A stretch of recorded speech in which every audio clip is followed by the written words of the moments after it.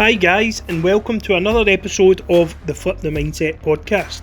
I know the world is upside down just now, but I hope my podcast will bring some hope, some well-needed motivation and inspiration to those who need it. I want to introduce our first long-term sponsor. Silver Lining Debt Relief help people break free from debt. Silver Lining are specialists in government-backed debt solutions that can vastly reduce monthly payments, freeze interest and write off unaffordable debt.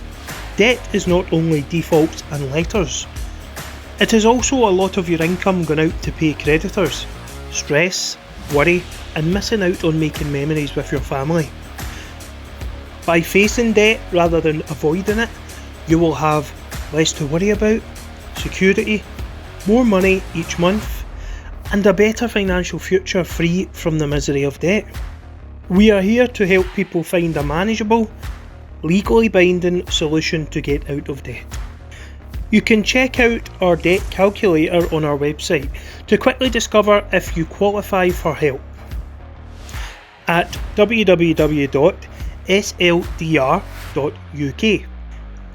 Alternatively, you can email SLDR at info@sldr.uk or you can call them on 0141 473 5200. It's not a weakness accessing help. Take the right steps to manage your debt.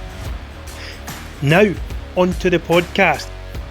Hi guys, and welcome to another episode of the Flip the Mindset podcast. I'm your host Kenny Mackay, and today I am honoured and privileged to have on the fantastic actor Stephen Purdon, who is Bob, or Shellsuit Bob, in River City. Now, River City is the most successful soap that has ever been in Scotland, and it's a real privilege. And my mum is this boy's biggest fan, so my mum's going to be jumping up and down.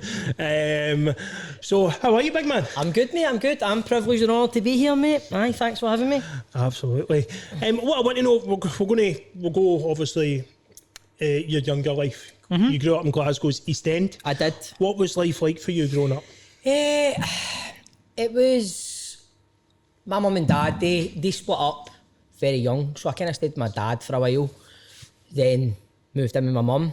So it was a bit up and down. I was staying in Tollcross, Cranhill first, Tollcross for a while. Then we moved to Greenfield with my mum. Then we moved to Carntine, and that's where...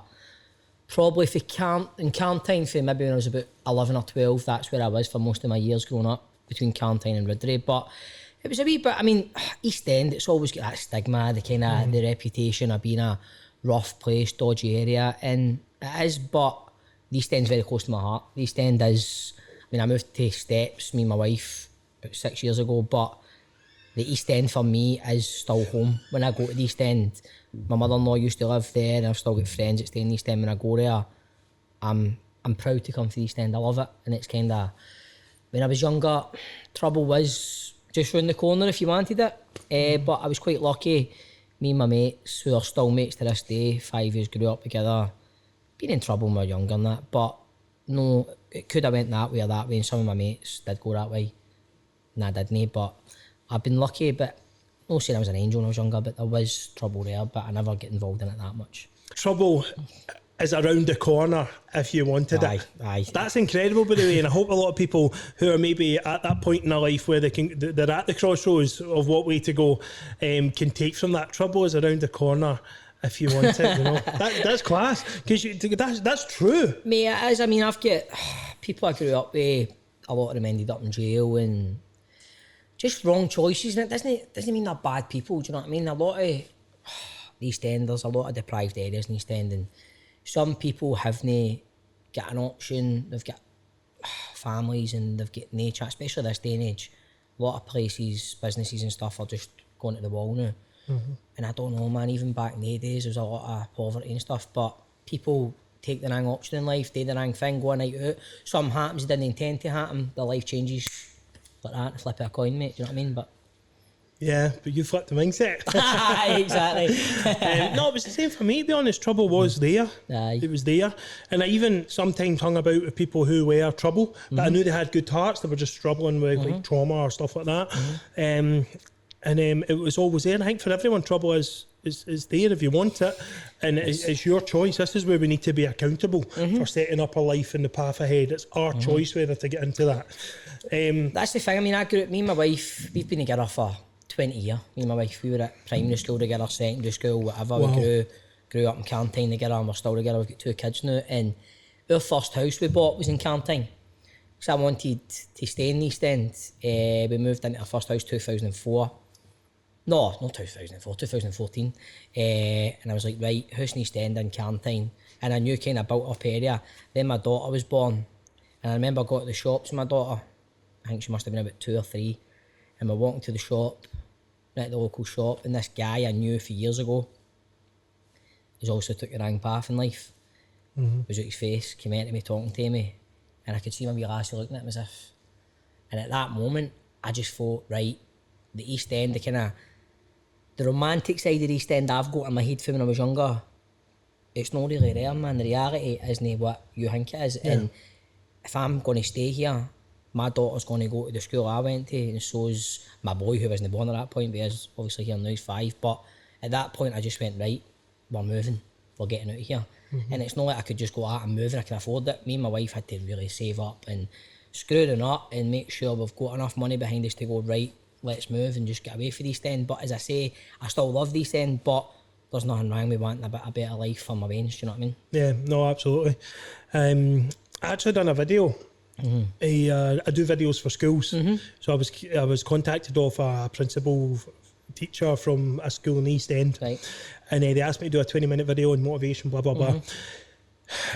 And the picture I got was like, these pupils are, because of where they come from, they don't think they're going to amount to anything. They don't think that's there. So they think, well, am I going to stick in at school? I come for the East End. I'm not going to have I'm maybe not going to have a chance. Or maybe, what's the point? People are going to see I come from here and do it. But like, I came from a council estate. Many of the people I've been on have came from lesser backgrounds, you know what I mean? It's possible. What would you say to them, or from youngsters now, like, because a lot of these pupils have subscribed to the channel. So what would you say to them of having that place? You're not defined by where you come from. No, 100%. No, I mean, I know when I started River City in 2002, I was a wee guy for the East End, right? I hadn't done much. I'd done a bit of acting here and there. I was like a fish out of water. I went in to this going, right, I've got here, I'm fair there. All these people I'm working for, they're for the West End, they've went to uni, they've went to drama school, they've went to the academy. I done none of that. So if I'm looking back at my younger self, East End, I mean, like I said a minute ago, you could have went that way or that way. People that stay in East End, it doesn't matter where you're from. See, if you believe in yourself enough, or if you go, I want to go and do that, who cares if you come for Greenfield, you come for Cran Hill, you come for the West End? Yeah. There's no difference. If you're good at something and you've got the determination and the will to say, this is what I'm going to do, there's a good chance you're going to try and open these doors to do it for yourself. Do you know what I mean? And like I said before, if you choose to go that way, that's your mates are going, they're cool. Like when I was at school, some of my mates going, you want to be an actor, what are you talking about?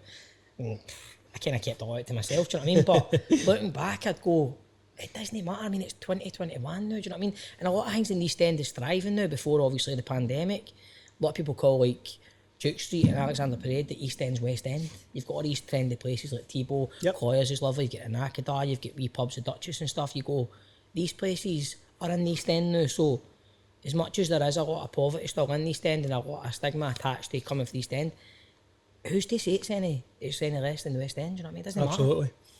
Absolutely. Yeah, there is a lot of people doing well for themselves, and there's scope for anywhere you come from. Exactly. Do you know what I mean? It really is that. It's putting your mind to it. It is. Keeping the belief and hopefully changing society's thinking patterns that it doesn't matter where you come from. You know, especially these days, there's opportunities there.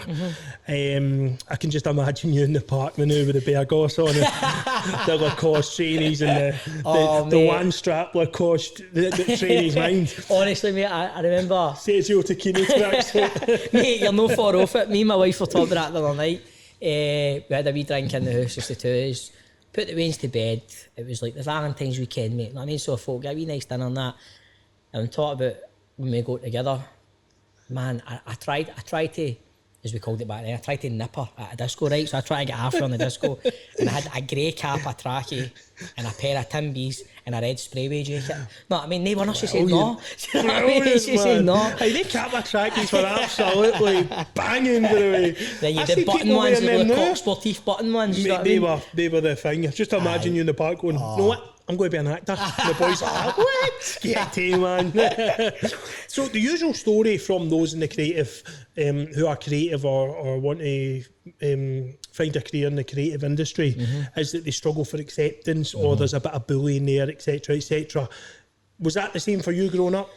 Well, try to get into the business I'm in it's no easy, mate. It's like,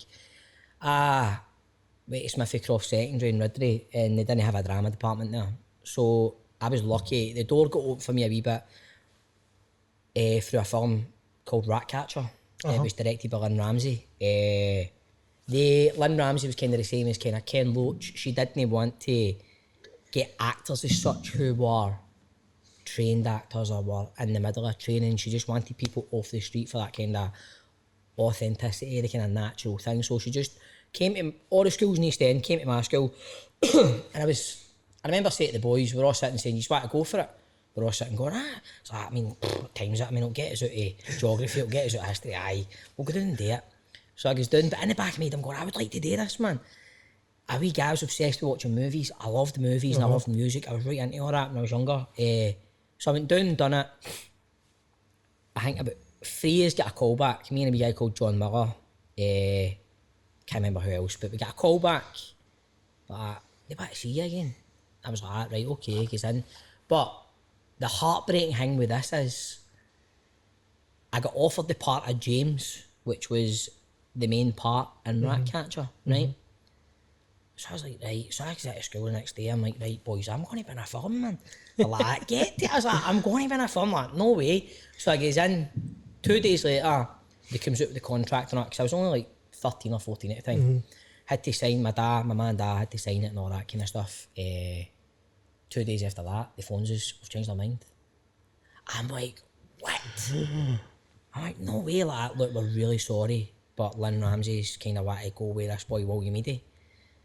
So I was, honestly, mate, I was devastated. So I've just been in school, walking about like bloody with the biggest Mick Jagger swagging about going, I'm going to win a film to, like, no, I was like, no way. But looking back, it was the best experience ever, because they said to me after it, look, we know it's harsh, we're about a week away from filming, we still want you to be involved. I was like, what do you mean? So they still gave me a tiny part. I was like boy on bike or something. But I was there every single day for the shoot as a stand-in for William. When he was getting stuff ready, I was there lining up the shots, making sure it was working, and the experience I picked up was invaluable. See, going to college or whatever, I'm not against that, but see actually being on the floor and seeing how a camera, like a 2-shot, a wide shot, you hitting your mark, you need to look that way, change your line. I picked up so much experience, and I was on there for about 2 months there, and I just sat and watched it all and just soaked it all in. It was brilliant, but I was lucky. Do you know what I mean? I was so lucky. I know so many people that try to get into the business that just can't. But it was a great thing. It's great how it came across. It was unbelievable. Like, going for like jubilation to heartbreak, not getting it, to then been off school for 2 months, going on a film set for 2 months. I was like, this is mental. And Lynn Ramsey, you know what I mean? It's not like she's not done much since then. You know what I mean? She's massive now. You know what I mean? But it was great.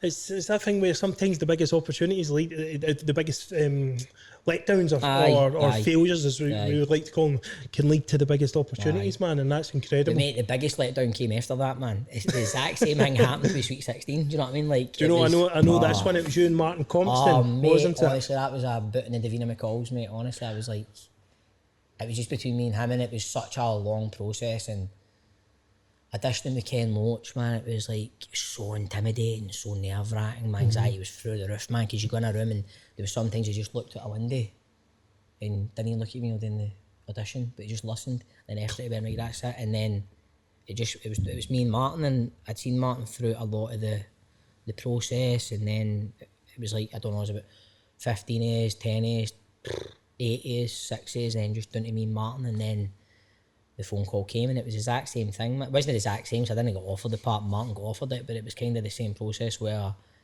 they phoned us and said, we're sorry with Martin, but we still want you to be involved. So I still had a part in it, and again, the experience I picked up working with Ken Loach, and it was great. But after that, I was kind of at a crossroads going, this isn't going to work. I'm not going to get anywhere with this, do you know what I mean? Because nothing happened after it, really, you know what I mean? See, after a couple of failures in something that we want to do with our life, we give up, don't we? We do give up too easily, and I think it's important for the listeners watching not to give up, to keep going. It's the same with me. A few scouts come in and then they weren't interested. No, he's not enough. He's not got enough. Keep working, and then your professional contract will come. I think so many people get that. See, if they got that failure, that rejection that you got when you were for the Sweet 16, they would have sacked it. Never I went back. Mate, that's the thing. I was so close to it, but I don't know. It was kind of, see, to be honest, mate, to be brutally honest, I wasn't good at school. I didn't know what else I wanted to do. So when I done Sweet 16, I was working in my uncle's. He was the manager in Cruise in the town, the clothes shop. So I was working there, and it was brilliant. I was staying with my mum and dad. I was working in Cruise. I was getting some discount at the end of the month, blowing all my wages on bloody Stone Island gear, this and that. And I was like, this is great. So you've still got that? But I was like that after Sweet 16. I was like, right, I'll just work in my uncle's shop. Went to college. It just wasn't for me, mate. I just didn't. College for me, cause I don't know if it's cause I'd done, not saying I'm like Billy Big Boys going, I'm doing Ratcatcher, done Sweet 16, then going to college, I wasn't getting the same buzz, I wasn't getting the same, I don't know, it was just, I think it might have been the whole kind of where I was fae kind of thing. When I went to college, it was just, they were all quite... What did you do in college? Acting. It was an HND I tried to do. And because I think it's because you've had a snatch at the big time. Aye. And then it's...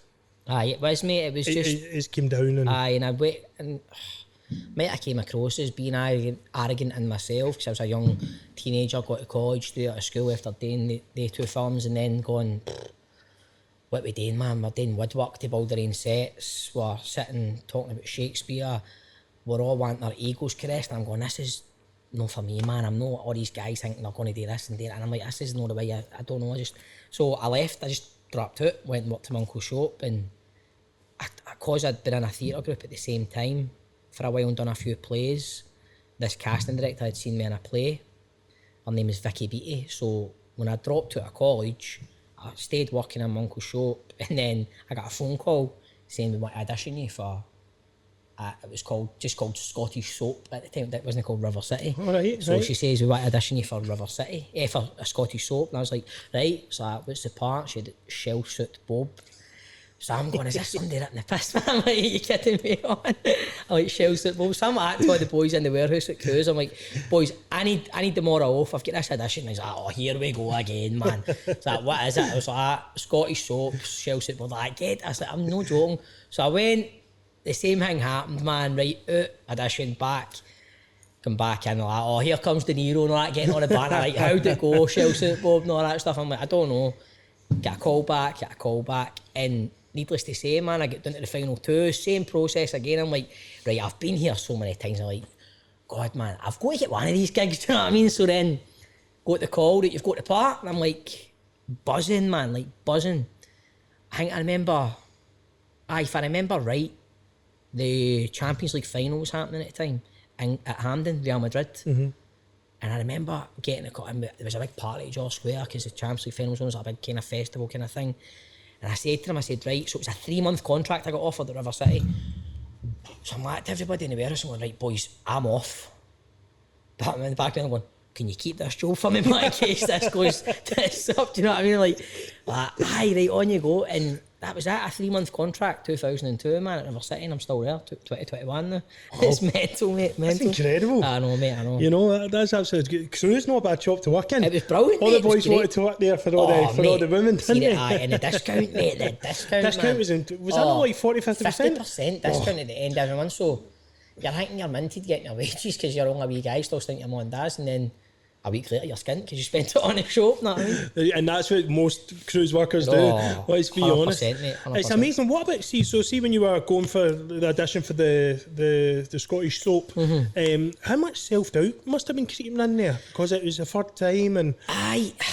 Or were you just like, you know what, don't care anymore, I'm just going to try. Do you know something, mate? It's funny you talk about that, like self-doubt. I think I've got millions of self-doubt about myself now.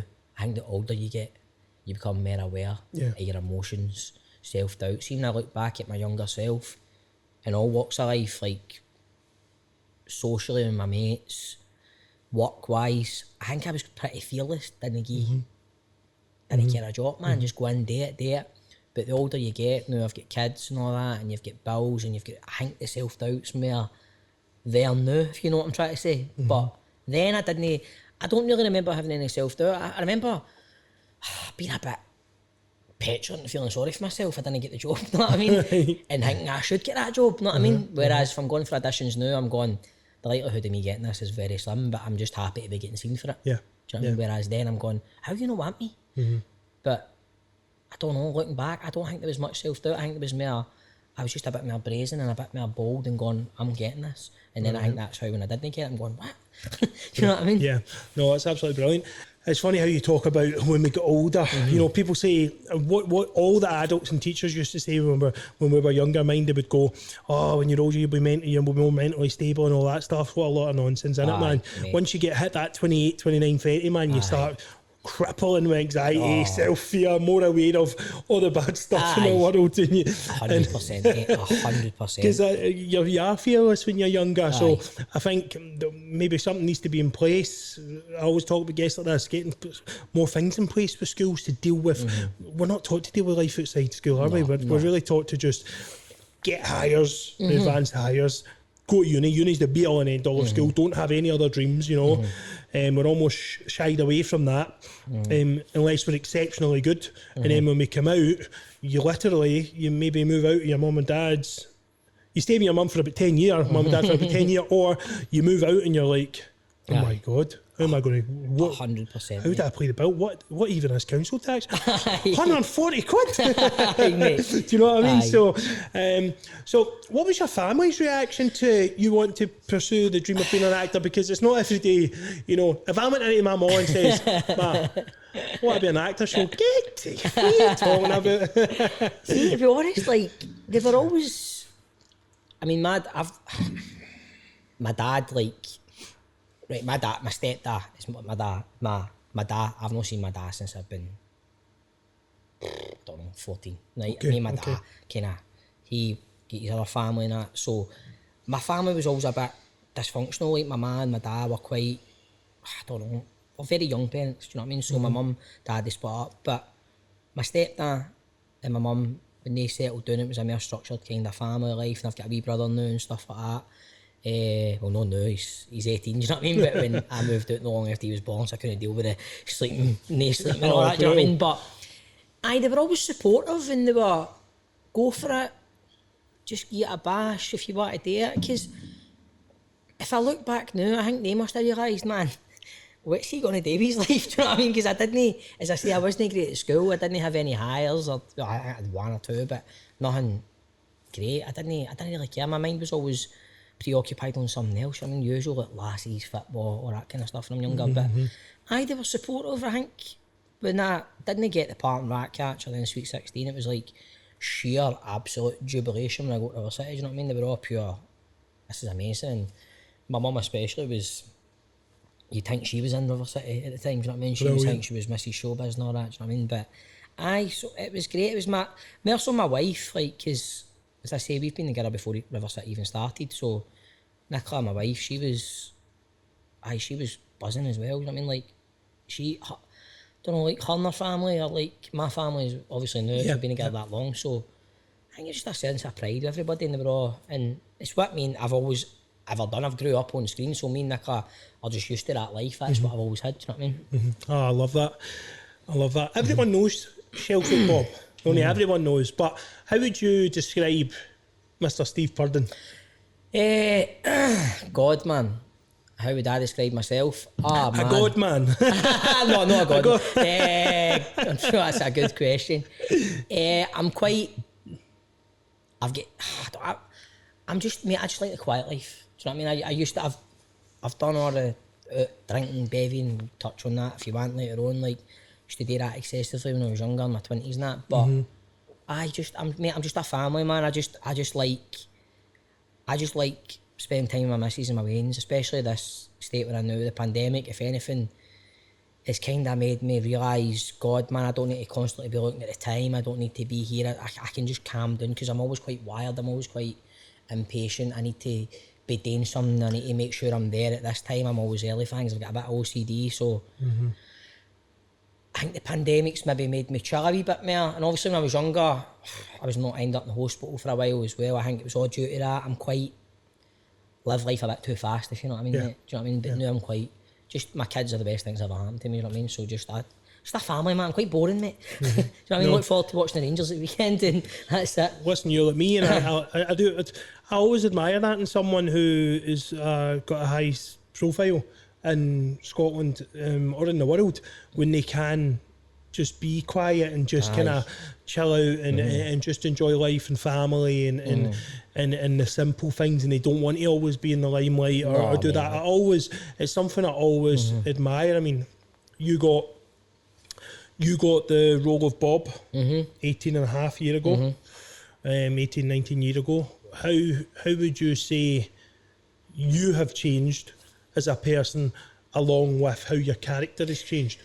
I would say, like, obviously when I started, I was 19. Shell Suit Bob was Shell Suit Bob then. It's hard to say that, isn't it? I was practicing last night. Shell Suit Bob.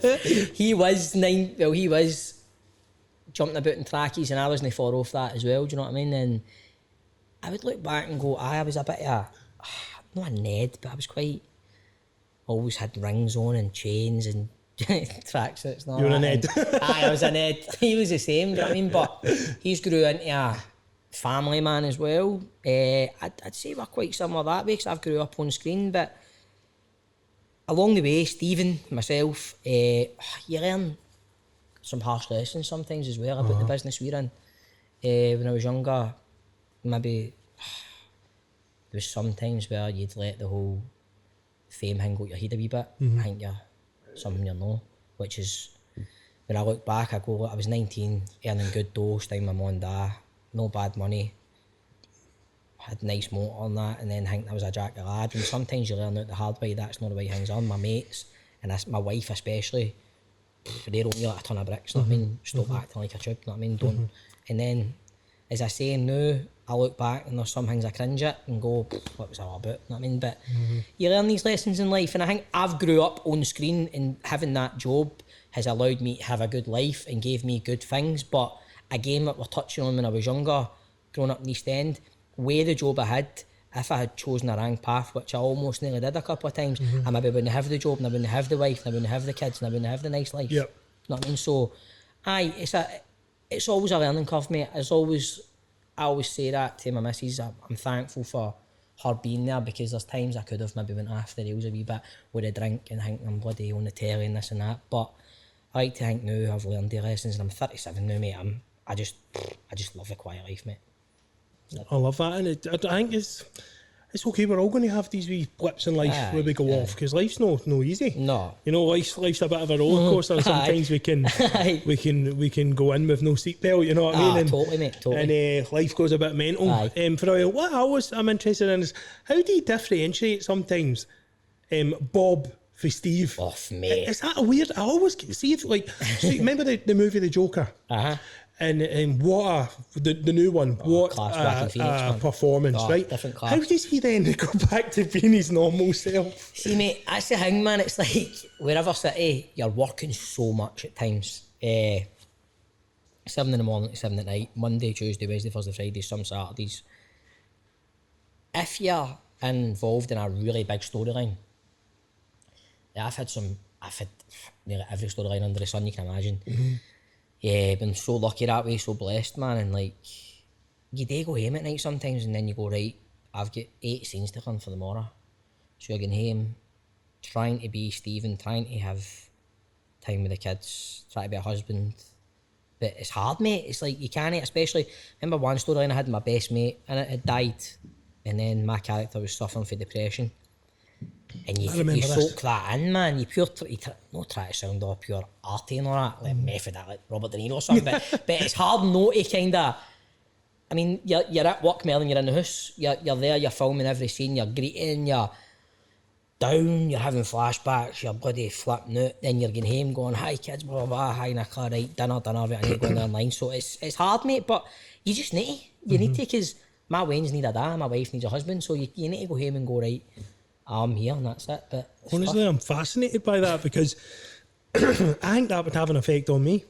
I really do. I think, like, you know, you have to really get into that. Like actors always say, they have to really get into that role. And then you are going home and going, hey guys, Daddy's home. You know what I mean? You talk about the Joker, mate. You look at the guy that played the Joker before that, Heath Ledger. Yep. He took it to a different level. He did. I still believe to this day that ate him up. Do you know what I mean? Obviously, it was well documented, he was on medication and stuff, but he was so in that role as well, where you go, I can imagine guys at that level, the top drawer actors in the biggest, if you're playing a part like that, the way he totally transformed and became the Joker as well, you go, I can imagine that just eats you up. I can imagine that as well, to be honest. No, absolutely amazing. Moving on to talk about River City. You landed a role in River City, which was Scotland's first kind of major soap. The whole of Scotland was watching when you landed this role, right, to see what the show was like. What kind of pressure did that bring, and how was that for you? For me, it was all right. When I started, I was cast number 28, so I was the final person that was cast, right? So there wasn't much pressure on me at all. I was getting in there going, right, I'm going to try and belag this as much as I can. What does that mean, by the way? So it was like cast numbers, you've got, on a call sheet, you've got cast number 1, at the time, who was Eric Barlow, cast number 2, Deirdre Davis. So they're the main cast, 1, 2, 3, 4, 5, 6. Away at the bottom is me, cast number 28. I had no family in it. Bob didn't even have a second name, he was just Shell Suit Bob. He didn't have any family. I just came in now and again, swaggering about with trackies on. So for me, it was fine.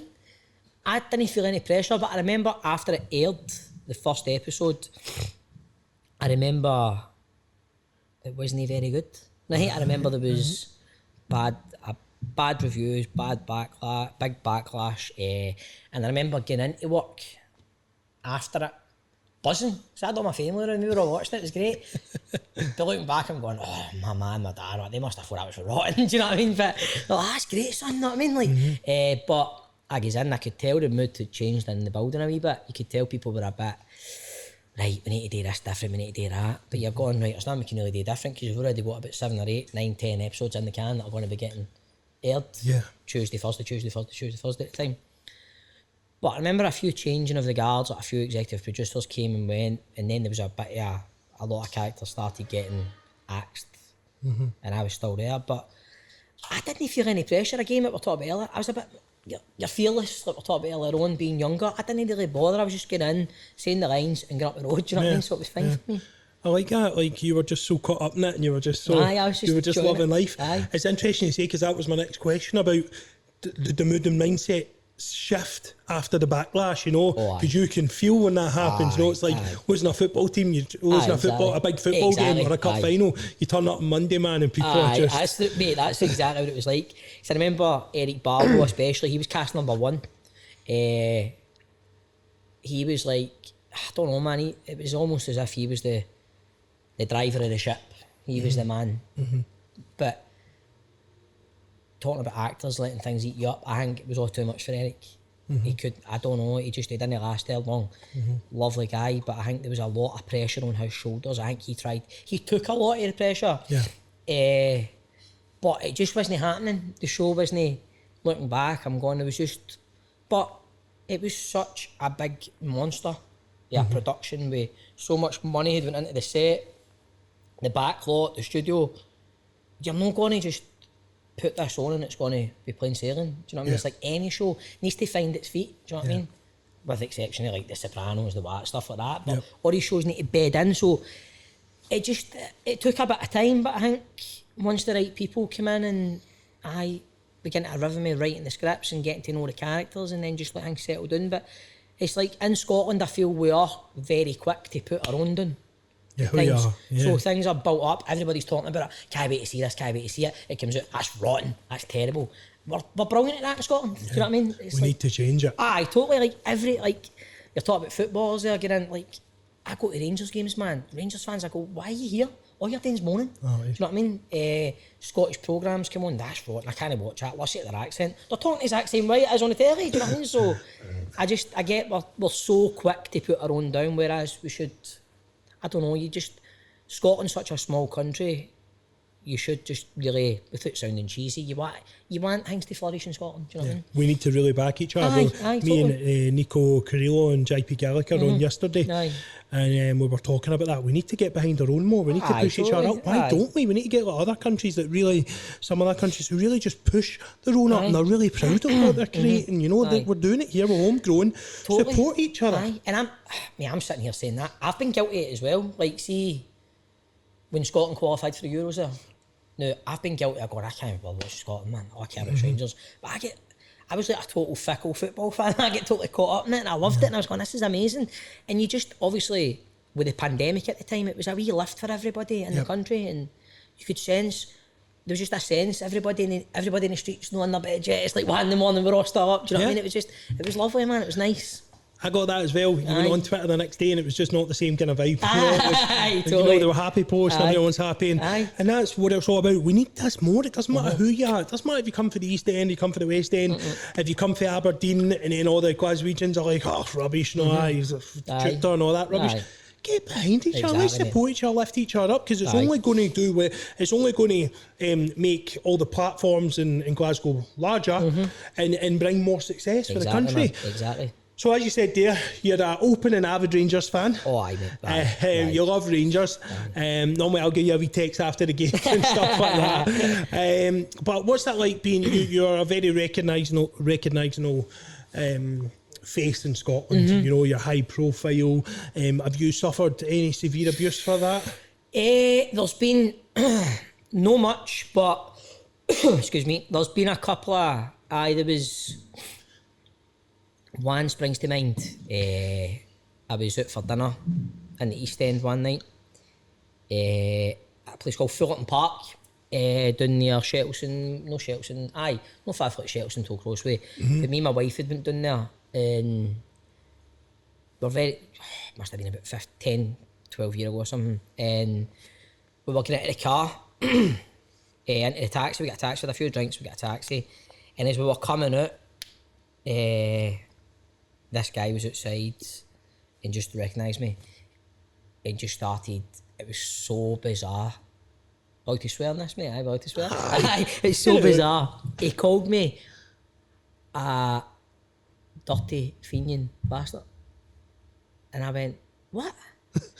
No, I'm not a Celtic fan then, but he thought I was a Celtic fan. But I'm going, that just shows you, like, I'm no, right, but it didn't matter. I'm going, what are you about, mate? My wife certainly had tried to have a go. I'm like, mate, come on, because in the taxi, just all ruffled up. But then you're going, right, he's got his wires crossed. He thinks I'm a Celtic fan, he's a Rangers fan. I'm a Rangers fan. But I was just in the taxi going, that's mental, like, I'm not a fighter, mate. Do you know what I mean? He would have killed me. Do you know what I mean? I'm like, I'm the height of shite, mate. Do you know what I mean? But it was, just shows you, do you know what I mean? And then there's been a couple of times in the tune where I've been called different things as well, and but no much. There's not been much, and I've been lucky because I'm quite vocal, mate, about being a Rangers fan, and a lot of people in the media and in the business I'm in kind of hide that. Yeah. And I always go, why? Yeah. And I can understand why to an extent, because there's starting undercurrents of sectarianism in Glasgow, and it's not nice, it's horrible, man, and you're like, I'm not into all that, I'm a Rangers fan and that's it. I mean, I can't say, talk about Catholics and Protestants, whatever, man, my mum's a Catholic, half my family's all Catholics. Yeah. Off my family's, but doesn't it? I don't care. Yeah. I don't care. But I've had a couple of moments in the tune, but again, like we touched on earlier, I'm a family man now, mate. Nobody goes out anymore, but even before the pandemic, I don't really go out much. I'm not really, I prefer to stay in the house and have a drink or whatever. I'll just sit in with the boys and that, do you know what I mean? Yeah, I like how you talked about that there. When you were talking about, like on Twitter, and especially on Twitter, people not, if they're a Rangers fan or Celtic fan, they won't come out and say it. I think the difference with you and why you don't get abuse is your Rangers tweets are never never malice. They're never bigoted. No, You know, no. they're always just about a Rangers. man supporting their team. Aye. Now, the people that do get abused are the people who put up, Aye, who are aye. high profile. Aye. You can see there's a wee bit of nastiness or Aye, naughtiness in the aye, tweet. And I'm aye. the same as you. I'm a massive Rangers man. But, you know, half my family's Rangers, half my family's Celtic. It's just, Aye. it's people don't get this. The only reason you're a Rangers and Celtic fan is because your uncle made you, your brother Aye. made you be, or your dad Aye. pressured you into it. You come from a certain part of Glasgow or Scotland. For me, it was my uncle and my brother. You're a Rangers fan, Rangers top straight away, third birthday. You don't have a choice, so it's a lot of rubbish, all the course, crap mate. surrounding it. I just Aye. don't get. I don't entertain it. Nah. I'm a Rangers man, and That's it, mate. That's you know, it. sometimes I watch Celtic in Europe. You know, and I watch Scotland. You know, I'm all for Scottish people, and I think we need to realise that, because it's too much. Actually, when you were supposed to be coming on months ago, Aye. and we were so busy at the time, I actually said, "Oh man, I've landed," to one of my mates who's a Celtic fan. "I've landed Wee Boab." I said, "Oh, it's all brilliant, man." Aye, but he's a Celtic man, no, no, but he's a Rangers man, no. You know what I mean? He's a Rangers man. I play a Celtic fan on the telly, do you know what I mean? And I'm like, what? Aye, just imagine he's Bob then. I've got Bob coming on.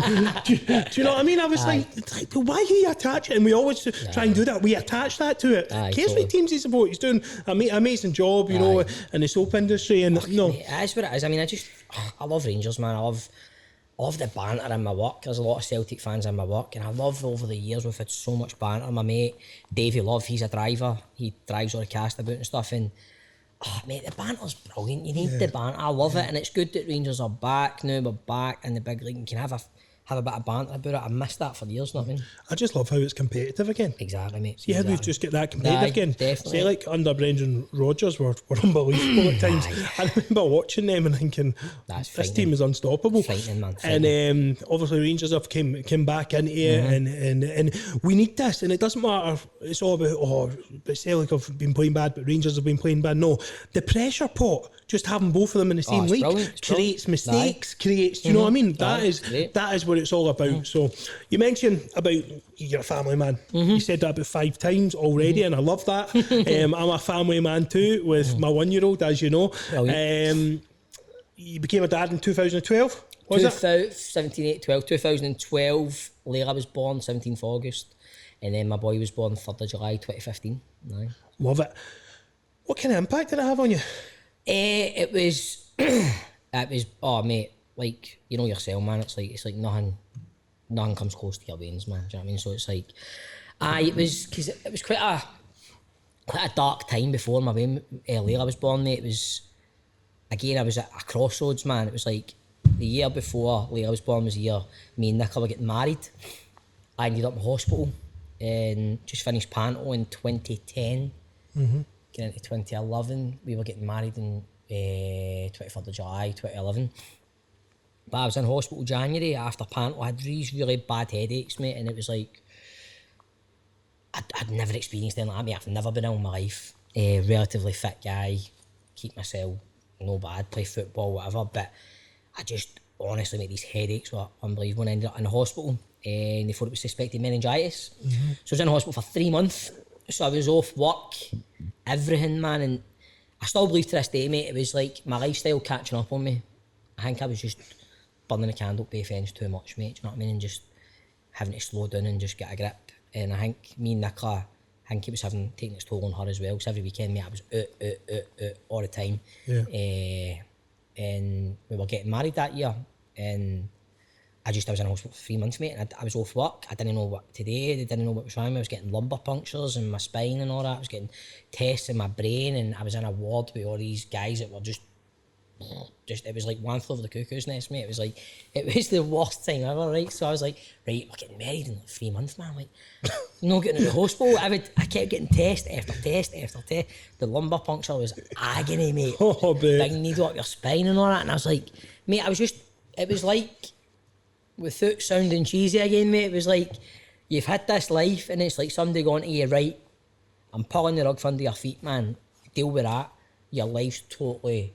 I was banned for driving for a year because I took like 3 seizures in the house, mate, and I get blue lighted up to the hospital. So I was getting married, and then within a year I was married and had a daughter. I'm like, right, But again, mate, I could have just, if I kept doing what I was doing, mate, I don't know where I would have been. Do you know what I mean? Like, too much drink, too much partying, thinking I'm, you know what I mean? It was like, it was a tough time, man. It was, I don't know, then I thought I had a brain tumour. Like, when I was in the hospital, I'm like, what is this? I bet It's it was. the pain. I'm like, and Nicola's, she's up at the hospital 24/7 with me. We've got bills to pay. I'm off work for 3 months. I'm like, it was an eye-opener. But then, fast forward a year, we're married and I've got a daughter in 2012. You know what I mean? It was like, I felt like, right, I've made it. Like, I've got there, man. I can leave all that shit behind now, and I don't need all that in my life. You know what I mean? So Was that the brain fever then? Aye, Was it mate, documented a brain fever? Aye, it was. Like I say, man, we finished the panto, and me and Nick, I went to Dublin, went to Temple Bar and that for a weekend, and just a bevy the 2 days, and I was doing a lot of bevying then, mate. I was drinking a lot. I was just out too much, and just took my eye off the ball, I think, mate. Do you know what I mean? Just thinking I can get away with what I was getting away with, and it was no great, man. And we went to Temple Bar for a weekend after panto, and I just had these headaches, man. It kept coming on. I wasn't myself, and I was like, right, blah blah blah, flew back up to Scotland, and I'm like, right, headaches in the house, couldn't opening the blinds in the morning, mate, the daylight came in, I just couldn't function, man. I was like, it was making me feel sick and all that. And then I was in and out, went to the hospital, they let me out, they says, I think it's just a virus, blah blah blah. I was like, right. And then it was the day Birmingham won the League Cup in England and Barry Ferguson lifted the trophy. Because I remember I says to my mate, right, I'm going to get this dressing gown, these body clays off, I'm going to get a shower, come up and watch the football with you. And I was like, you sure? I'm like, aye. Mate, I walked up the stairs, got to the top of the stairs, turned around to speak to Nicola. Next thing I know, I wake up in the back of an ambulance. I'm like, I don't know what was going on, mate. She said I just started taking a seizure.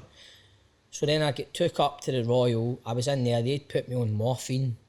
And just by chance, this doctor walked past, apparently, and my mum was going off her nuts. She grabbed him and says, well, I have a look. She went, he's not right. Boy lighted again up to the Southern. And that was like January.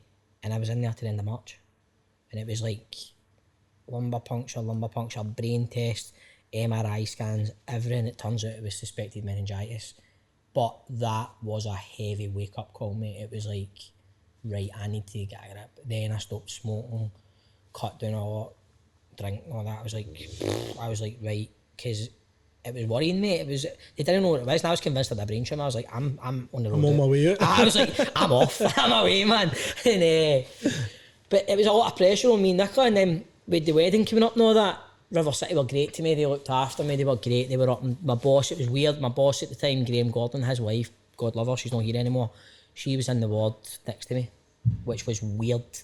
I remember waking up and I was hallucinating all the time and waking up and see my boss sitting at the end of the bed. I'm like, right, this is why they doing this, man. I'm like, I was like, what are you doing here? He's like, you alright? I'm like, mate, is that really you? And he's like, yeah. So he put my mind at ease a wee bit and helped me and stuff and made sure I was alright. And then we got married, mate, and we had Layla, my daughter, and never looked back since. Amazing. Aye. Was there a time in that hospital that you actually thought, listen, I'm in big trouble here? Aye, mate. As soon as I got to the Southern and the doctor said to us right away, he says, look, do you drive? I said, aye. And the doctor was just really blunt to the point. He said, right, you'll not be doing that anymore. Hey, you'll not be doing that for at least a year. I was like, right. He's like, look, you need to, go. I says, look, mate, I'm getting married in July. And apparently I said, I'm working. I was working the next day, meant to be. I was like, I'm working tomorrow. Mm-hmm. And the guy said, no, you're not. And it was like, mate, it was the worst time of my life ever. And my wife was phenomenal. She was great, man. And she was just there all the time. And I believe it was the lifestyle I was leading that led to me. They said it's suspected meningitis, but I think a lot of it is like stress and all that. And I believe if you live a very stressful or a very, I don't know, lifestyle where you think you can keep going, your body will always win. Your body will always tell you, look, no. Yeah, it's amazing at telling you too. Yeah, exactly. And sometimes not at the right times. Exactly, man. But you know what you mean, if you're out drinking and doing things you shouldn't be doing and you're stressing, working, flying away here, flying away there, it does catch up and it does. Aye. And it can rock you, but it can give you that new lease of life and that wake-up call. It did, mate. It totally did. And I remember at the time, I just looked back and meanwhile, you still talk about it now, man. It's like, if that didn't happen, I don't even know if me and Nicola had made it. Do you know what I mean? Got through what we got through. So we've been together since 2001. So this is now 2010, that happened, 2011. End of 2010, going into 2011, just finished Panto. So we'd been together like 10 years, and I think, I don't know, like I was talking about earlier, you just think you're a young guy and you can go out, live the life you want to live, and never mind, my missus just all be there, it's alright. No, mate, it's like, it was just like a total train just hitting me, man, and going, you can only put up with so much. Oh, totally, mate, and I was just out with my mates all the time, going out on a Friday, not coming in to the Monday. It's not good, mate, you know what I mean? But, like I say, you're a young guy, and you're going to learn life, learn the hard way, man, and that's what I've done. We make the mistakes. Exactly. We've talked about my anxiety and your anxiety. We've kind of talked about our anxiety, and I really struggle, as you know. Struggling last night after podcast, I get really anxious and this morning I'm struggling today with my anxiety a wee bit. I'm forgetting some of my words, and I get memory fog and all that stuff. But it's something that you've kind of admitted struggling with yourself. Talk to me about your anxiety, and then can you talk to us about a time that you've really struggled out with the hospital thing, a time that you've really struggled with your mental health and been to that dark place, and how you get back from it? It's funny you were saying that, mate. It's like just recently, like I would say the first lockdown we had, March, we were in work and we get told, right, that's us, we need to shut down. And we thought we were only going to go for 3 weeks. So it was a novelty. It was a kind of, right, it's like school shutting unexpectedly. We're going, brilliant, man, I'm going to have a bit of time off. And then the first lockdown, I remember the weather was great, everything was great. We were out having barbecues in the garden, it was brilliant. But as that went on, we were about, I'd say, June, July, there was a point when I'm just going, right, what's my purpose here? Yeah. What is my purpose? It's like getting into bad routines, going to bed late, getting up late, Nicola's downstairs with the kids, and I'm just like, it's as if I never thought we're going to get back filming, get back working. And as I said there, I live you're always working, always doing something. But at that point, the first couple of months of lockdown was great. We enjoyed it, we had fun, weather was great, as I said. But my anxiety went through the roof, and my kind of self-doubt going, right, if River City doesn't pick back up, what's the point? What can I do? Because my wife's working from home, she works for the NHS, and what can I do to bring to the family? What can I bring to the family? Do you know what I mean? Whereas you're going, really the other side, you're going, you're a father, you're a husband, you'll be back a lot. But at that point, I'm going, I don't know what to do here. Like, I don't know. I'm sitting up all night. I'm drinking at night when I shouldn't be on a Tuesday night, going to bed, waking up at like 11:30, 12, getting up. I mean, like, that was bad. And there was another actor in my work, I won't name him, but he was feeling the same, and it was in the paper and stuff. And then, like, I can't think it was in the paper, it was Sanjeev. And he suffers for that as well. And I had to phone him and talk to him. And I mean, it's like, again, you've got the life you've got, and this just reminds you, like, this pandemic just reminds everybody, look, everything can change in a split second. And I felt really down, and it spoke to Nicola about it, and I had a couple of tough times, man, where you're getting upset and getting emotional, and you're going, what's the point of me being here? But you can't talk to your mates about that, do you know what I mean? That's the problem, like, people are scared to talk to their mates about that. Me and my mates, like, had, like, pro clubs on FIFA, so we talked to each other playing FIFA, right? That became a wee lockdown thing. And sometimes you want to just say, things are tough, but you just don't have a laugh and go, it's mental, innit, man, it's mental, I know, but I don't know, you just don't talk to my mates about it, do you know what I mean? Like, that's something I'm definitely going to ask you to do. And I know your mates will be watching this, and guys, I think it's very important. Us men need to talk more. This is what I strive to make a change in, to end this stigma. Yes, it's mental in that, but it's also mental when one of your boys commits suicide, and they're all left saying, oh, we never seen it. And when you know that it's there, we know the problem. We're not stupid. We know we can normally see it and see what's happening. I think it's very, very important, especially on a thing like FIFA Pro Clubs. Listen, man, I'm just feeling crap, boys. 2 seconds later, one of your boys will just go, oh, mate, I didn't get out of my bed till 2 o'clock. Boom, there's a connection. Both of you. You don't follow it up, but you don't follow it up, man. Of course, man. It's like, my mate was saying he's working from home, and you're like, I just think my anxiety, I say, right, I'm being daft. You're fine, you're all right. Still to this day, when I go into work, you'll go, do you have that wee touch of anxiety when you're going on set and going, right, I know my lines? Am I good at this? Do I know what I'm doing?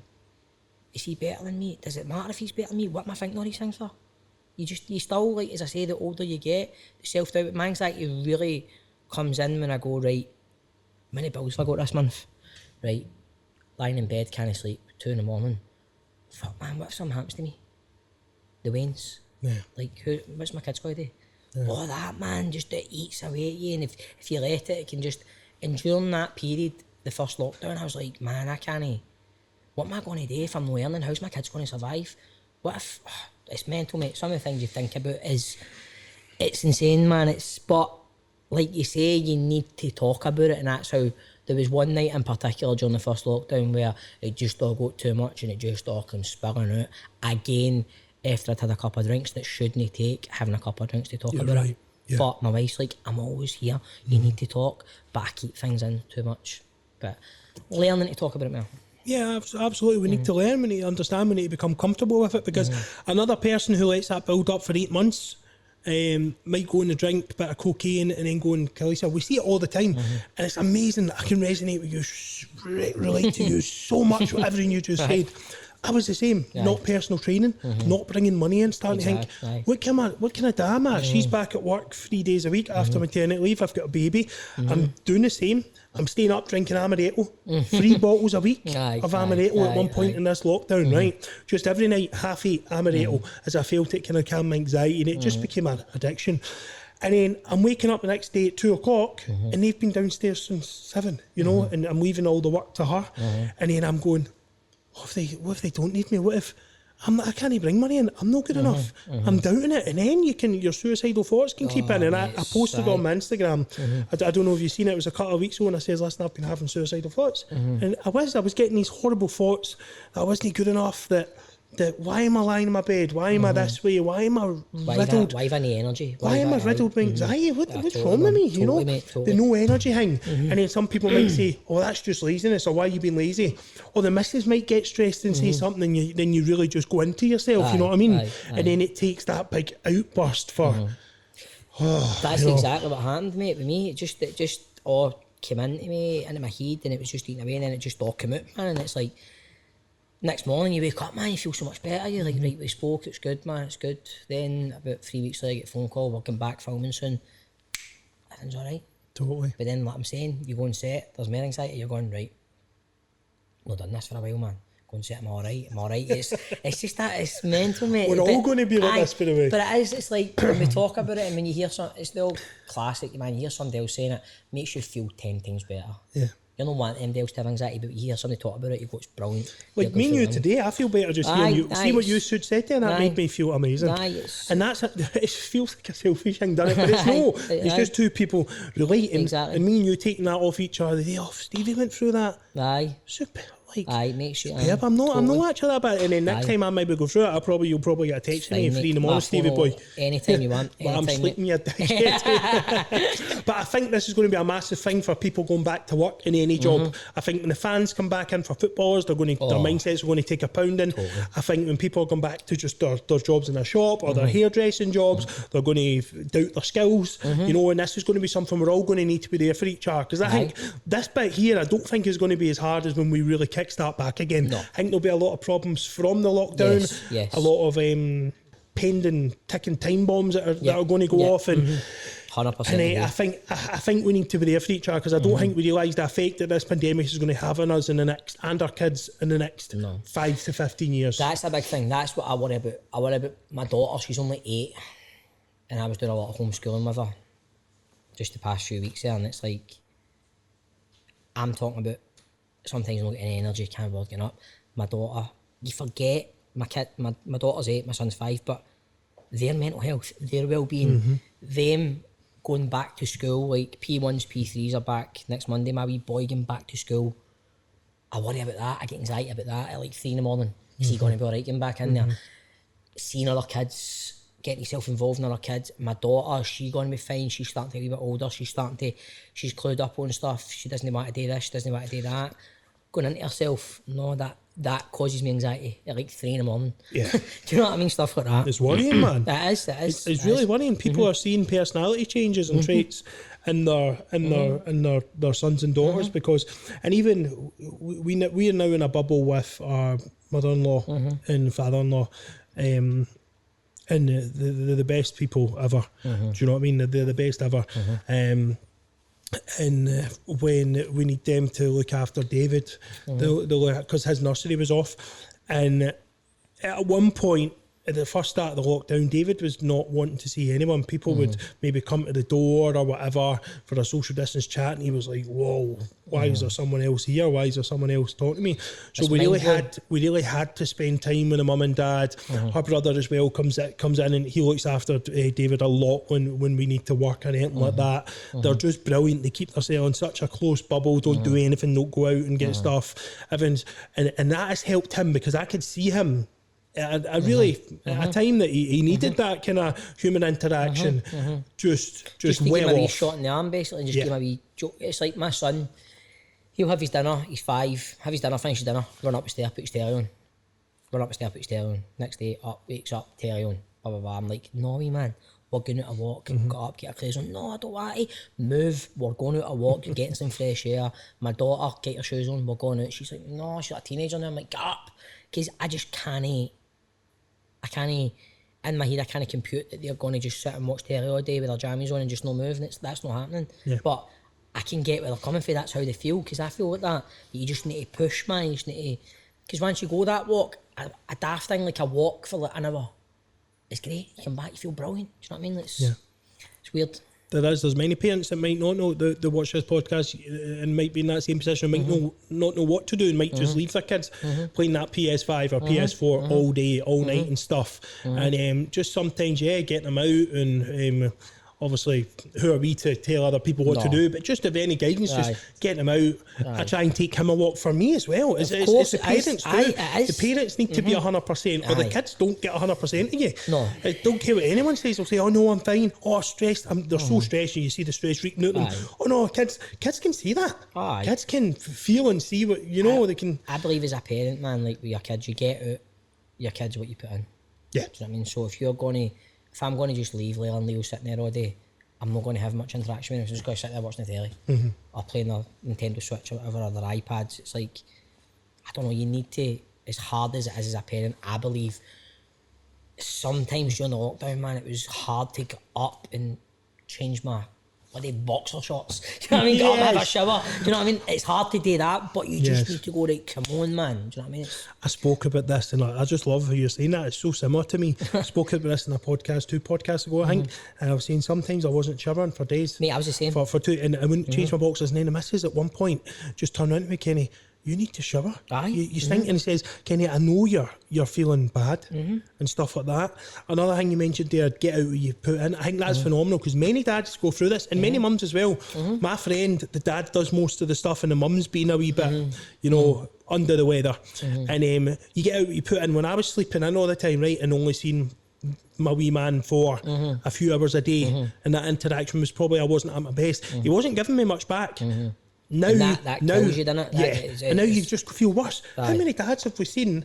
Dads with a wife, kids, or a partner, kids, and they take their own life. It's happening everywhere. The perfect setup, you think, for the outside looking in, but and people go, "Oh, how do they do that? They've got everything."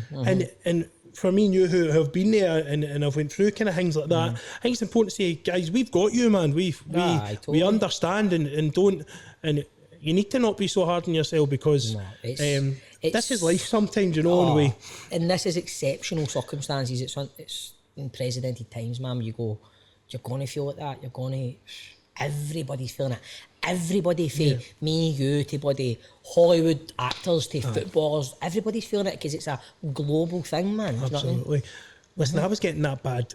People were walking past me in the street and I was holding my breath. How bad is that for anxiety and nervousness? I was going, they might have the Rona. I know, mate. It's mind-blowing times, man. Mind-blowing. I was like, what are you doing, Kenny?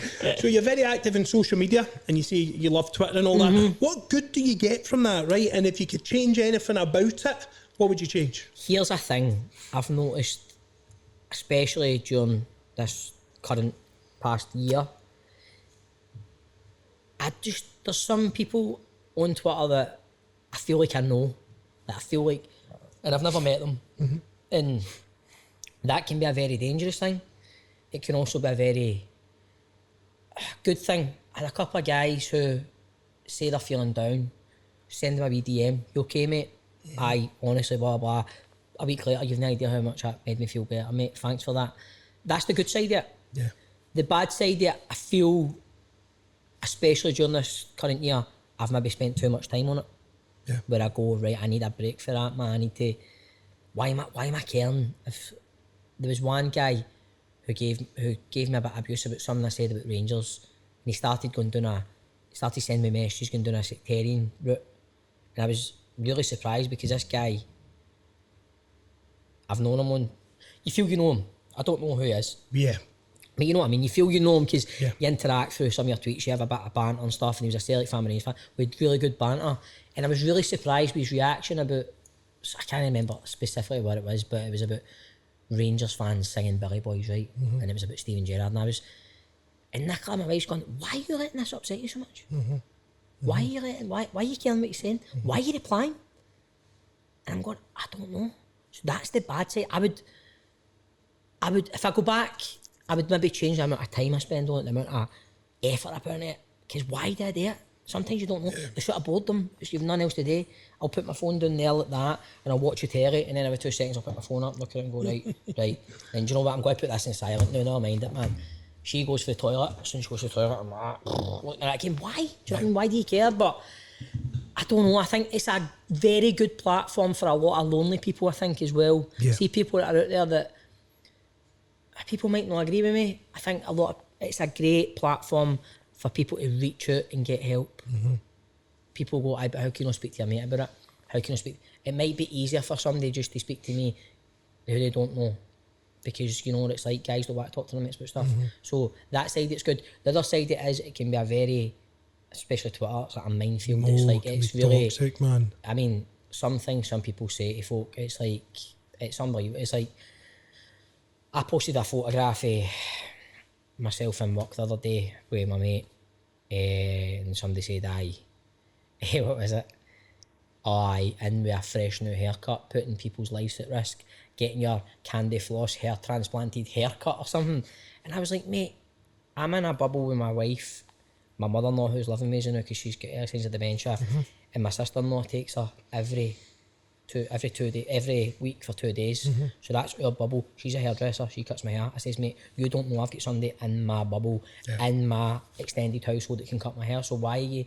And what him saying that to me could then go, God, man, he's slagging my hair, man. He's no idea what effect that can have on me. Mm-hmm. Lucky I'm thick-skinned, but he doesn't know I'm thick-skinned. Yep. Because I'm on the telly and because I posted something, you've got a right to then start slagging me. So I'll start slagging you, mate, and see if I start slagging you, see because I'm on the telly, I'll get abuse for it. Aye. Who do you think you are? So, that's how it works. Do you know what I mean? So it's no fair. That's the bad side of it, mate. Yeah, no, I absolutely understand that. People, and that wee guy who said that about the hair, he doesn't care if your sister's in the bubble or not. He just wants to slag you. He just wants to make himself feel better. Exactly, I know, and we've got many sad people like that on Twitter. Twitter can be a bad place. I think you're right. I see a lot of people posting on Twitter about their mental health, and the reaction is huge. And everyone's dropped me a DM, give me a phone call, my mum, and very supportive. And I do like that about it. I've not been on Twitter long, and I get that good vibe for the people I follow and the posts I see. It's all kind of positive. It's all kind of good. And what you're saying about the phone, I agree. There was a mate that told me now. He says, you know, I don't even watch Celtic play anymore. He says, I love Celtic, I love my team, but I find myself on Twitter most of the game, updating about the game I'm watching to people I don't even know. I was like, that's brilliant, man. We've all done it. Oh, 100%, man. Oh, great goal. We better get in Twitter. Wonder what they're saying about that tackle there, man. I'm going to look at that. You miss a goal because you check what somebody's saying about a tackle. Do you know what I mean? It's and this is not just us. No. This trends. Thousands of tweets about it. Do you know what I mean? So, and people can be lonely. And listen, I think what you're saying as well, I think there's a therapeutic thing about reaching out to your social. I feel sometimes closer to some of my followers than I do with my friends. I can open up to them and they want to listen. Whereas some of my friends will be like, no, they don't want that. Totally. I get that. And that's a big thing as well. We need to improve maybe more on our close relationships than exactly that. I totally agree with what you're saying. I can feel that and it resonates with me as well. But that makes me feel sad because I go, how can some people be closer to somebody they don't even know on Twitter? They've only been talking to you for about a year on Twitter, and your mate there, you've been mates with for 20 years. Yeah. It's so sad, mate, because there's not enough people talking. There's not enough interaction between guys getting together going, how are you feeling, mate? Shut up, what are you asking me that for? Because I want to know how you're feeling, you're right. But well, no, it's no, you're absolutely bang on. Totally. You go to a gathering, not in lockdown obviously, but you go to a gathering pre-lockdown with a sad face and like, why are you so negative all the time? Cheer up and all that. It's just, it needs to be. I'm lucky, I've got a few people, especially my cousin and a few other people that I can really vent to, and they'll ask me, Kenny, no, Kenny, what is up? Because I do suffer with mental health issues and some of them are quite severe. They'll go, no, what's up? Talk to me, you know, and they take that on, and that saved my life, you know. Mate, that's priceless stuff. That's priceless. We need it more. We need to talk more. Let's be honest. Like, it's priceless for you, but there's so many guys out there that didn't have that, and then they're not here anymore. So that's people made fun of me, right? I got a wee bit of abuse because at the first 6 months of lockdown, I spent an hour and a half in the morning mailing hundreds of my followers, hundreds. Hey man, just a check-in, see how you're going. Hey honey, or hey you, here's a check-in. Just see how you're doing, how you going, how's your mental health, right? And they appreciate that so much. And I spent an hour. I honestly must have mailed on Instagram about 3,000 people over a couple of weeks. And they were giving me abuse. You're mailing strangers, they don't want to hear from you and all that. I says, that message can save someone's life. And if I can do that with the platform I've got and they can feel good that I've messaged them and feel good that I'm thinking of them, boom, I'm saving lives. See, mate, that stuff, you can't put a price on that. That's great, man. It's like, there was the other night, my mate, who I've not seen for a long time, obviously because of the current state of the world, texts me, it's his daughter's 13th birthday, and he says, can you do a wee video for her? She loves River City, she loves you, don't know why she loves you, but Angus is better, all that part, I'm like, brilliant, love all that. So then I thought, you know what, I'm going to go one better, man. I'm going to get everybody in the work, get a lot of folk in the work to do a wee video. Just cut it together and all that, edited it, made it look nice. We all sent it. Now my mate, they're all boys, they're all lads, blah, blah, get together. But he sent us a message saying, Purdon, my mate's called me Purdon, saying, Purdon, honestly, I'm sitting here greeting. You've no idea how much this means to me and I can't wait to show it.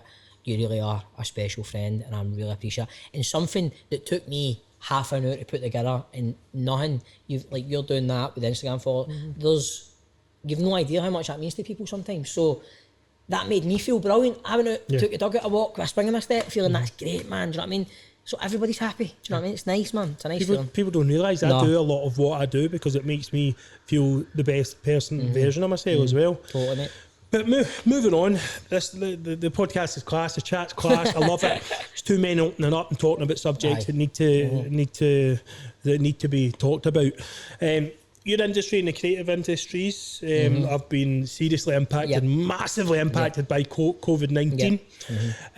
What I want to know is how is industry or River City and especially how have you adapted? Well, we have. It's a totally different place. Like before, going down to Dumbarton's where we film. Going down to Dumbarton, you go down and you'd see everybody. You go in, you don't have a cuddle, you don't have a carry on, you don't sit and have a chat. But BBC guidelines are very strict. 2 metre distance, one-way system in the building. Get a temperature checked, all that. But again, we're so lucky that we're still working and we're still filming. And we're out there earning. It's great, but it's a totally different place and it needs to be until this is better. But 2 metre distance, you need to do your own makeup. So you've all got your own makeup bag now, so I need to do my own makeup, I need to do my checks myself, you look after your own costumes, you don't share a dressing room with anybody, you don't sit with anybody in the canteen. There's a lot of, I've worked there for nearly 18 years now, 19 years, whatever. And it's a totally different place, but I can't tell you how thankful I am that we're back and working. It's great. Back working. What about the mental health aspect? Can you get them close conversations anymore? It's very hard to talk to someone about your mental health from 2 metres away. I know. You know? It's. I'll stand at my dressing room door and somebody will be in there and we'll have a wee chat and how you doing, mate? How's things and all that. So you're kind of, like I say, it's different now, man. You've not got that. So I used to share a dressing room with wee Sean Connor, and Jordan and Scott would share a dressing room with Dossett, and Jordan and Scott's room, we called that the office. And that's all gone, all that aspect. But hopefully with the vaccine coming, and hopefully we can get back to some sort of normality and get that back, because we need it, man. I'm lucky, man, like I say, we're still working, but you want the place back to the way it used to be. Yeah, for sure. You normally do panto, you're a big panto man. Why? Obviously, yes, I am. You've not had a chance to do that in a long time. No. What's 2021 shaping up like? Like the summer, we don't know if we're going to be in or out. We don't know when pantos are going to be back. How's that looking for you? We still don't know. I mean, still not. We're saying we're going to be doing Cinderella, but we don't know. We still don't know. But that was a strange Christmas. It was great. The first Christmas I've had off in about 15 years, no doing panto, but spending time with the kids and my wife, I really enjoyed it. You know what I mean? It was like a novelty. It was something different being at home at Christmas and no doing 2 shows a day every single day. Then your only day off is Christmas Day, then you're back in Boxing Day. But obviously I'd hope to be back, and I know a lot of theatres that you don't even know if a lot of these theatres going to open their doors again. But I know the Pavilion will open its doors again. But if it's this year, who knows, man? Who knows? That's heartbreaking for a lot of people. Totally. A lot of people, and it's going to ruin careers. It's going to, a lot of people with big dreams, and they might just lose that dream. But listen, they might not. It might be a revelation for them. It might be a new path for them, or they might move on to bigger and better things. Let's stay positive about it. But totally. For sure. As we mentioned this earlier, but. As Scottish people, we tend to downplay and kind of look down on success almost. As River City being one of the most longest running and successful Scottish soap, have you ever had people like taking the piss or not taking the success seriously enough? Aye, man. Talking about Twitter earlier, man. On Twitter, you get people like, just the other day, man. Again, it's like, find the tweet back out. It was somebody said, I think I was having a bit of banter with you and Cameron on Twitter. I mean, I'm a good pals, and somebody quoted my tweet, so then put their tweet above my tweet and said, why is this wee pain in the arse still relevant? Who wants to see a 40 plus, which I'm only 37, 40 plus guy walking about in a shell suit? Surely it's time for River City to be axed. And you're like, that's your opinion, mate, right? It's fine. But River City, you're missing River City employees for Tara, who works in the canteen, to Harry, who's the spark about the place, like stuff like that, to Davey, who's the driver, to the actors, to the producers, to the writers. You're talking about a place that employs so many people in this country. Do you know what I mean? You might think it's shite. You might think it's no a good telly programme, but mate, you're talking about people losing their jobs. You know what I mean? So people can say what they want about River City and say, "Oh, you're just a soap actor. You're just that." I've had a career doing something. I've got a job doing what I enjoy. I get paid for doing what I enjoy. So you've got to remember, is this, see all these people that say this kind of thing? They're always just guys sitting on a couch working a 9-to-5 job. Never will you get someone successful give you that kind of abuse. No. It does not happen. It just doesn't happen. It's water off a duck's back to me, you know what I mean? But I'm like, man, I love my job. Yeah. I love my job. My job is brilliant. I go in, as I say, get paid to do something I enjoy. So that's you winning in life. You're winning. Yeah. So people hate that. Seeing someone do something they love, and because it then doesn't. It's not so much of a job then, and they might not be in that place. Don't hate. Lift people up, and then with that energy, use that to get yourself in the place you want to be. This is what we need to do. Exactly. And River City, for one, that's my mum's favourite show, as I said. So she watches that religiously. Right. The only time I can't phone her is when that's on. Is when River City's on. She goes, "What are you phoning me for?" No, I'm serious. I'm watching River City. I'll phone you back. The only time. And she's been an avid soap fan. If you're Brookside, your Neighbours, your EastEnders, Coronation Street, and now River City. She knows her soaps, and she loves it. So it brings a lot. This show brings a lot of warmth to thousands, hundreds of thousands, if not millions, of people's hearts in Scotland. Of course, mate. And it's like, I mean, people like look down on soap actors and stuff, right? But I can guarantee you, it's no easy, man. Like, see that place to go in and you've got, like, before the pandemic, you're shooting 17 pages a day. That's no easy, man. You need to go on set, you need to know your lines, you need to be sharp, you need to be on it, because that call sheet needs to get completed every single day. Wow. If that doesn't get completed, two or three pages will get added on tomorrow, so you've now got 19 or 21 to shoot. So people going like that, if you're a soap actor, aye, mate, I'm no Robert De Niro, man, right? I'm no James McAvoy, but you come and do what I do, it's no easy, man. You know what I mean? It's a great job and it's no hard work, but you need to be on it or you're going to stick out like a sore thumb. Yeah, many people couldn't do it. No, see lines and remembering lines and all that. Aye, and I struggle to remember what I had for breakfast this morning. So, you know what I mean? Many people just aren't cut out for that. So it's like anything in it, walk a mile in my shoes. See before you judge. Aye. Get earphones on, I'll tell you my story. Aye. Walk a mile in my big 12 size 12s. and just think about this. Exactly. You know, and then just think about the kind of judging. Totally. So as you started as a kind of nerdy character, when you were out in the nightlife, did everyone treat you as kind of that screen actor? Were they coming up trying to start violence and anything like that? I've had a couple of times as well. I remember there was one night in Arta, down Merchant City in Arta. Remember Arta? Aye, we were downstairs, the downstairs bit, kind of nightclub bit, and there was a guy. I was at the bar getting a drink, and there was a right big squaddies out with my mates, and it was all the women as well. Me and Nicola and my mates and their girlfriends and wives and everybody. But they were all sitting down there, and I was up at the bar getting a drink, and there was this guy, man. He was about your height, a big guy, man.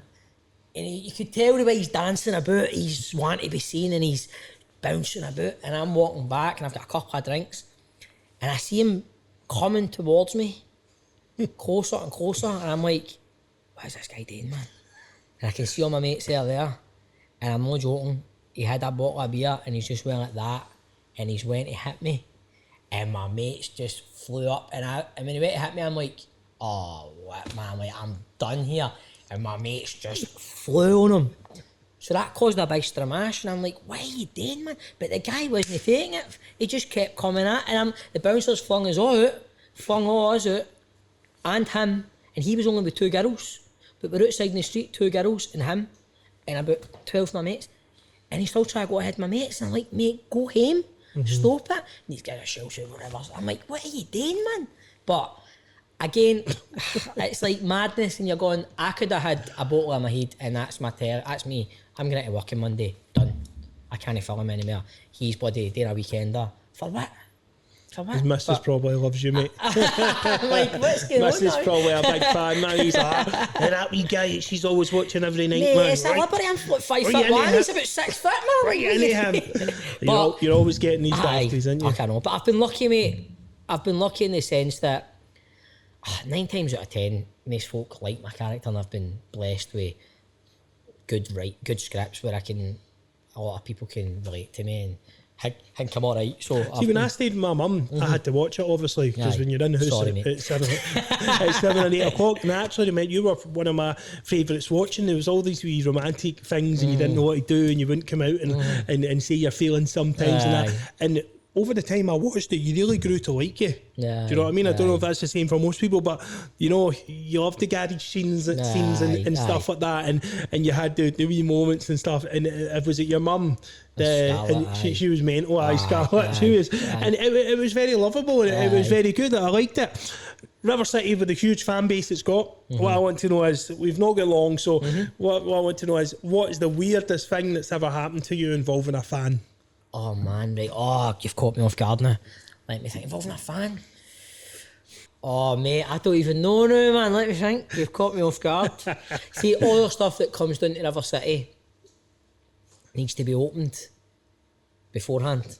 So any fan stuff that comes to the studio needs to go opened. So you get like fan mail and letters and that. I once, what was it, man?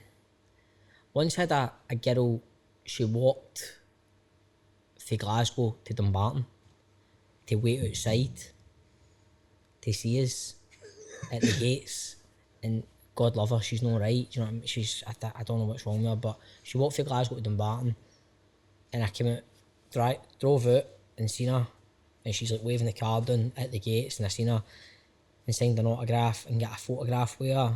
And I was like, alright, Bob, how you doing, small talk, where do you live and all that? And I think she said something like Shawlands or something. I was like, alright, you drove away through here? She said, no, I walked it. And I was like, wow, walked it through Shawlands to Dumbarton. Stuff like that. And most of the time it's all just stuff in Glasgow, especially when I was growing up in Glasgow's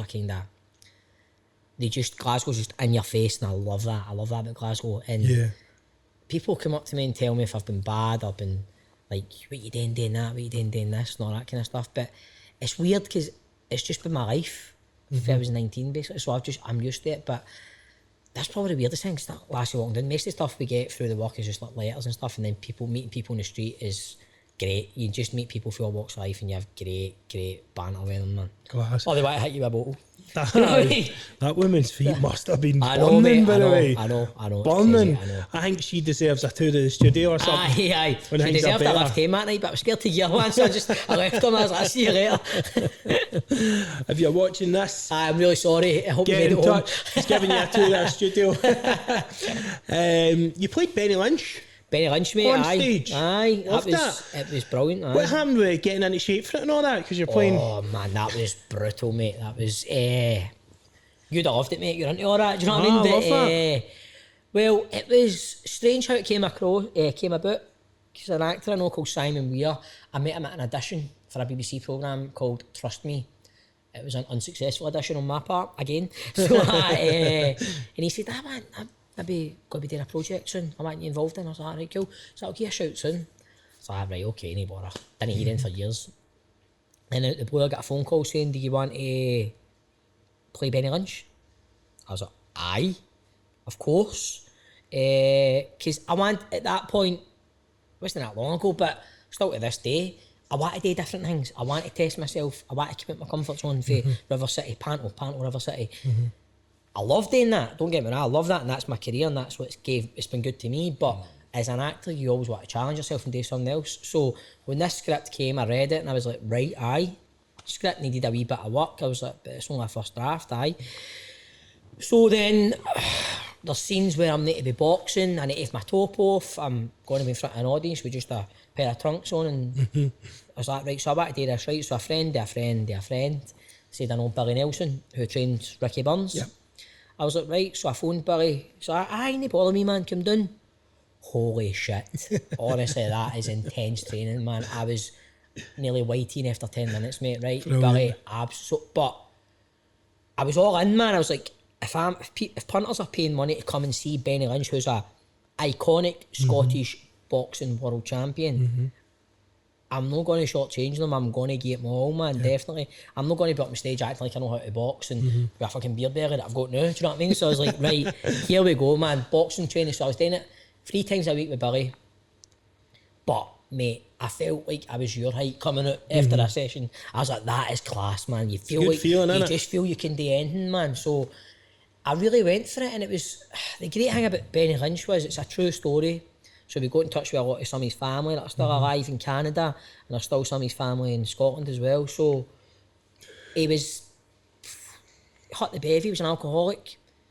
He beat his wife. So some of his family didn't want that story being in the play. Of course. But we said it needs to be in it. If we just glamorise him as something, we're going to end up getting caught hit for it. Yeah. So I was like, we need to. So it was a really challenging role. So it was like the first half you're growing up in the Gorbals. I can relate to the character kind of as like, no East End, Gorbals isn't East End, but working class background. So boxing, world champion, second half of the play, a lot of domestic violence, which wasn't easy to do, but as an actor, it was great to get my teeth into it. It was so good to really, all that, just the true story, the bad side, the good side, and it's just some out of my comfort zone. It was great. I love that. It was good. I heard you done it justice as well. So. I hope I did, mate. I hope I did. It's like, you never know. I mean, I'm coming out, as I say, coming out of my comfort zone. People just see me as Shell Suit Bob. I want them to see me as playing Benny Lynch. I want them to see Benny Lynch. They're always going to see there's Wee Boab on stage, but I wanted to really get something to go, I'm not just Wee Boab, I'm an actor. Yeah. Do you know what I mean? So. Yeah. I think, I like that. When you're talking about that, all I think about now is what's the future like for you? Aye, who knows, mate? Who knows? I don't know. You know, mate, are we talking big films? Are we talking Hollywood roles? Are we talking panto? What would you like to do? What can you maybe see yourself, envision yourself doing in the future? Do you know something, mate? I've been in River City that long. See another 18, 19 years in there, I'd be delighted. Mm-hmm. But as an actor, you want to do other things as well. But I'm no daft. I've got a mortgage, I've got a young family. Mm-hmm. I'll stay in River City until they tell me my time's up. Yeah. Unless a Hollywood movie came about, which probably isn't going to happen, but you never know. Do you know what I mean? Man. Stranger things have happened. But just to keep acting, like, in the business I'm in, I know guys who haven't been in front of a camera or been on a stage for 3 years, they haven't had a job. They're working in Asda, they're working in Tesco. Mm-hmm. So I've won the lottery in this business to be consistently working, having a consistent wage, constantly working. So that is very unheard of in this business. So I'm happy just to keep doing that. Brilliant. Is it a big family? Are they really, you speak so highly? It sounds to me like I get a good vibe when you speak about River City. Oh mate, there's guys there, like I've known all my life. There's guys sadly on the there anymore. Like recently a couple of people passed away, and it really hits you hard, man. You go, it is like for the crew, for the writers, to the producers, to Tara in the canteen, to Hillary in the canteen, to Davey Love the driver, to the cast. We're on it together. Mm-hmm. This, especially the new, more so than any other time, where we go, we need to pull together, and I love every one of them, mate. It's a great, I can't stress how good a place it is, man. Brilliant. Nice. Love it. Listen, one last favour before you go. Mm-hmm. That camera there, right? Can you look at it and say hi to my mum, right. Sheena Mackay. How you doing, Sheena? Sheena Mackay. I hear you're a big fan of River City. Thank you so much. Stephen Purdon play Wee Boab. Shell Suit Bob. Just wanted to say hello. Hope you're staying safe, doll. Lots of love. Mwah. She will be, but I'll make her lockdown. She's not seen anyone this lockdown, and it's a real struggle. Four walls all the time, you know, and she's very cautious and stuff like that. But listen, this has been one of my favourite podcasts I've enjoyed it, mate. I could talk to you all day, mate. And I love it. You got a good connection there, and I hope to see you in the future and do things with you. Definitely. It's been amazing. If you want to check Stevie Purdon and follow him on Instagram, it's just Stephen Purdon, isn't it? So, see, I'm rotten with Instagram, man. It's Stephen. No. It's Twitter's your main one. Twitter's my main one, but Instagram, Twitter, whatever, man. So Instagram's Stevie Purdon? Stephen.Purdon, I think, aye. Stephen.Purdon. We'll put them in the description. Twitter is Stephen_Purdon, I think. I think so. Any other platforms? No, that's it, mate. That's it. Just Instagram and Twitter. But Twitter's his main one. Twitter's when he's most active. He's very active on Twitter. I didn't mean to say Instagram there. I thought that was just your private account. Not whatever, man. Instagram's like, on Instagram, my wife slags me because I ask her, right, how can I put this on my story? She does it off me. I'm terrible. So his wife controls Instagram. Don't be messaging her. But guys, as usual, please subscribe. Please like and subscribe. It goes such a long way. And tune in next week. Thank you for watching.